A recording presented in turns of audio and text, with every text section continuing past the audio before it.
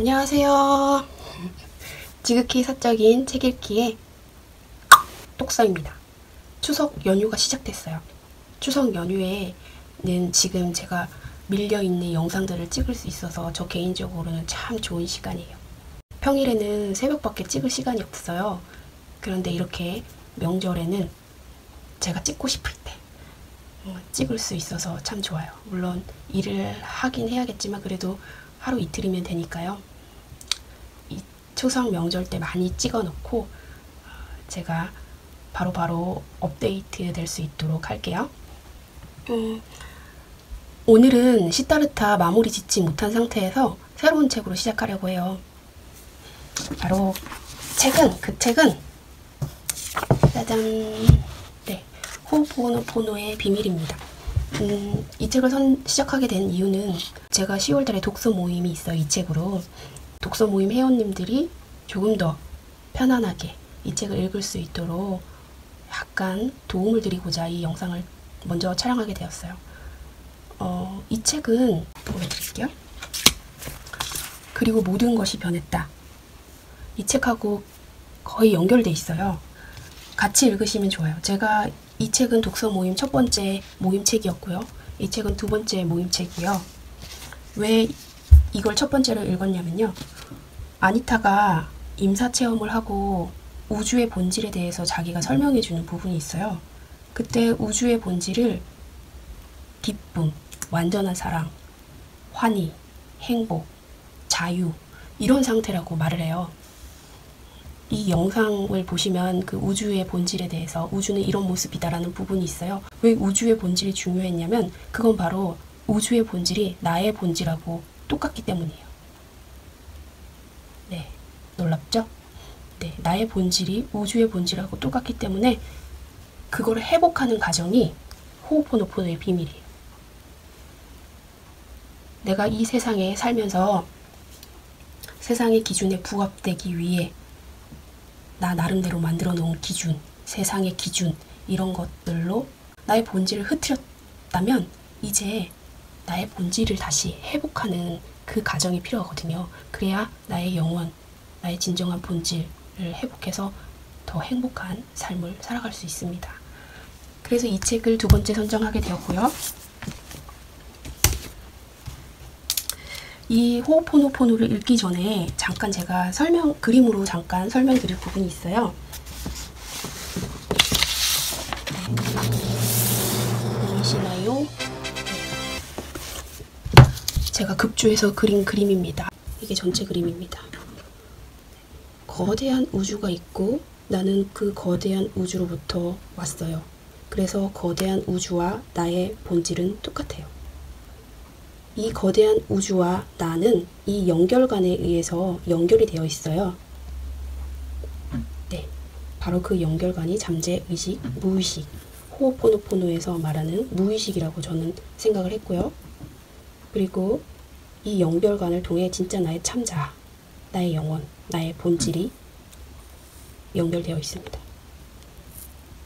이 영혼, 참자, 나의 본질은 제로 상태에서 발현이 되는데요. 왜 이 말을 넣었냐면요.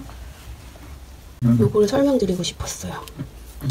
우리는 세상을 살아가면서 깨끗한 잠재의식, 무의식을 갖고 있는 게 아니고요.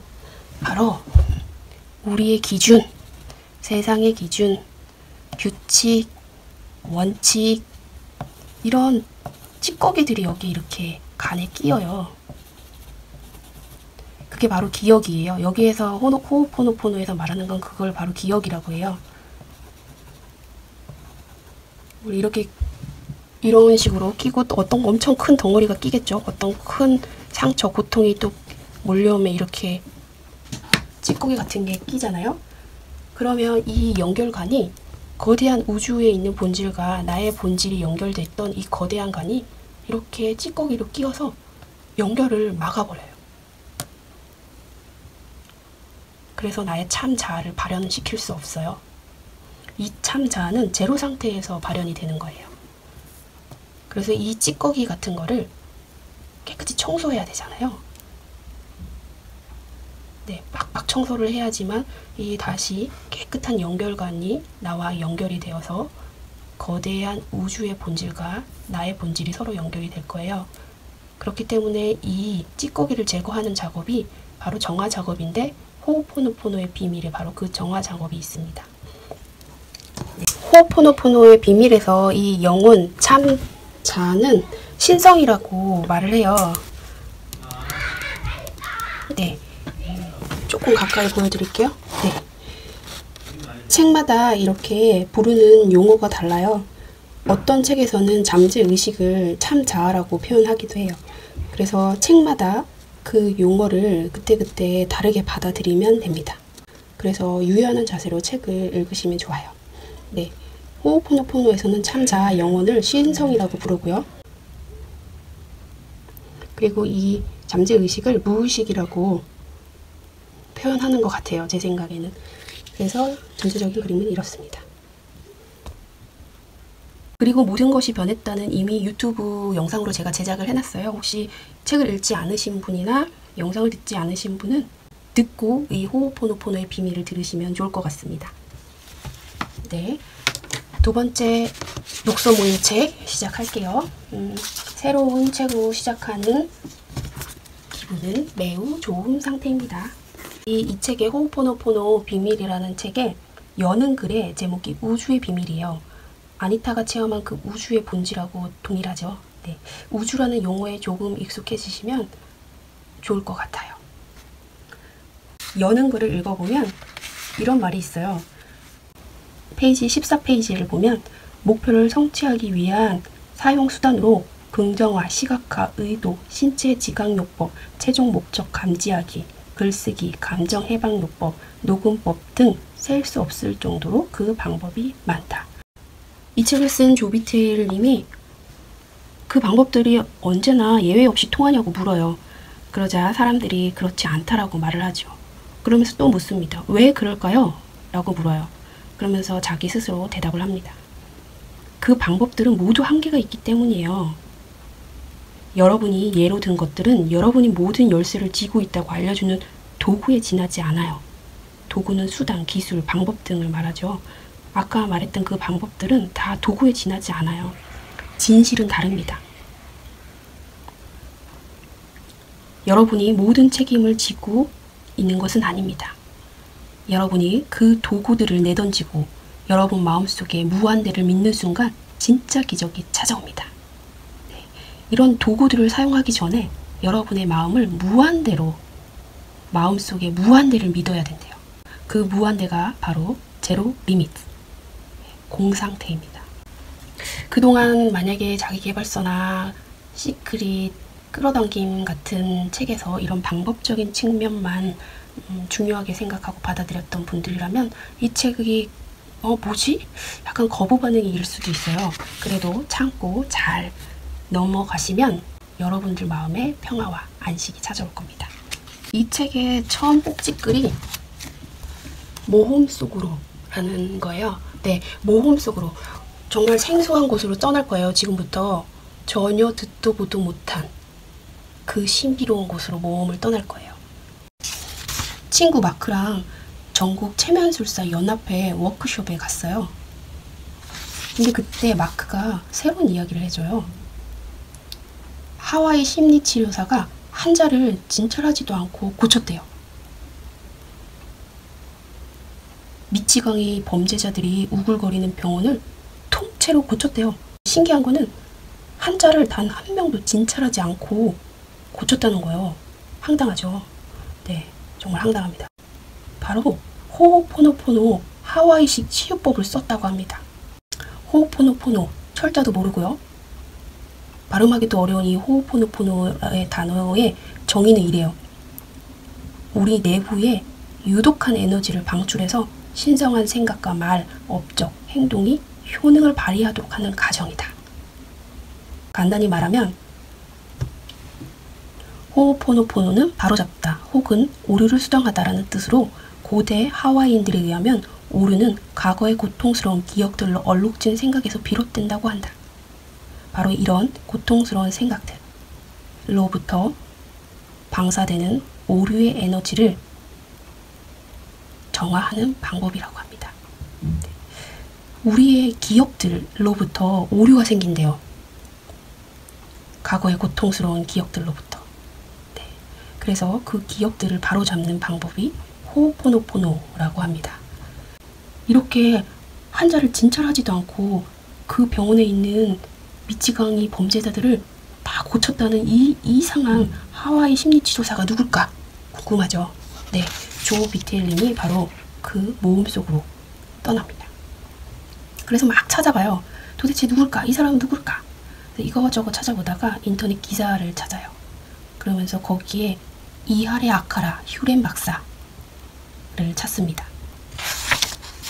그분이 쓴 기사가 여기에 소개됐어요. 이 책에 호호포노포노, 내 환자의 문제를 완전히 책임진다는 것 하고 27페이지부터 30페이지까지 내용이 나와요.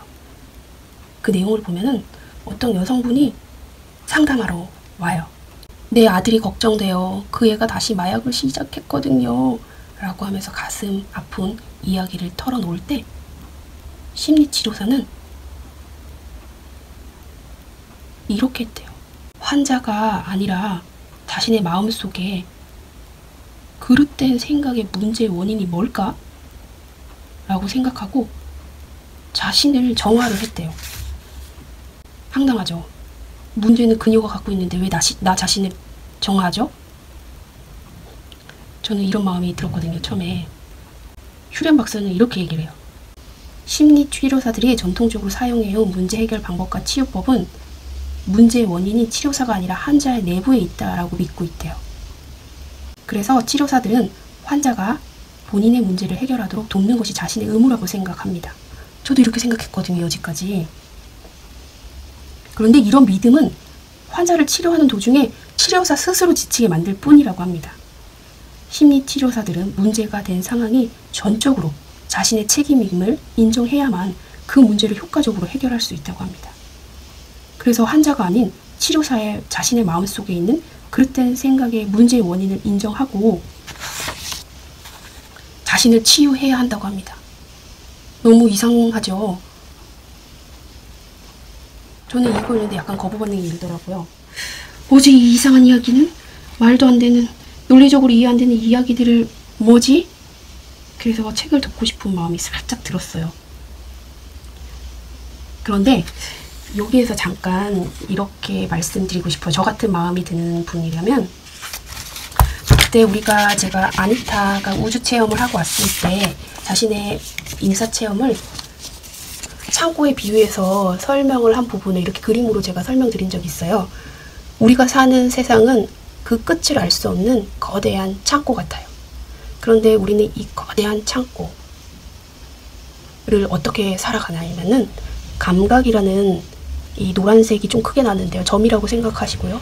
감각이라는 것을 의존해서 이 세상을 알아가고 그렇게 살아갑니다. 그렇다면 우리가 인지하는 거, 자각하는 거는 이 전체를 알 수 없잖아요. 똑같이 호호포노포노에서도 이렇게 얘기합니다. 매 초마다 수백만 비트의 정보가 쏟아져 옵니다. 그런데 우리가 감각기관을 통해서 인식할 수 있는 것은 초당 40비트 정도밖에 할 수 없대요.